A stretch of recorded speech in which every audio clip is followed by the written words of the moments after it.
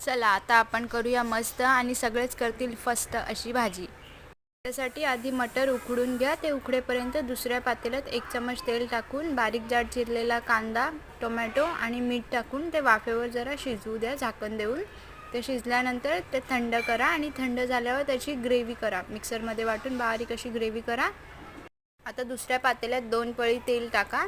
त्यात लाल तिखट मसाला, हळद, मटर पनीर मसाला आणि आपण जी ग्रेव्ही केली ती ॲड करा आणि शिजू द्या। 5 मिनिटं शिजल्यानंतर त्यात थोडं पाणी टाका। कन्सिस्टन्सी तुम्हाला जशी हवी आहे तशी ॲडजस्ट करा। त्यात एक बारीक चिरलेला बटाटा टाका, मटर टाका आपण उकडून घेतलेले आणि पनीरचे छोटे छोटे क्यूब्स करून टाका। वरून थोडा मटर पनीर मसाला ॲड करा। झाकण देऊन वाफेवर जरा भाजी शिजू द्या। तोपर्यंत आपण बघूया आपण काल केलेला लोणचा किती मुरला आहे। अरे वा, खूपच छान मुरला आहे। आता चला परत या इकडे। हे बघा, अशी आपली मस्तपैकी मटर पनीर तयार झाली। थँक्यू।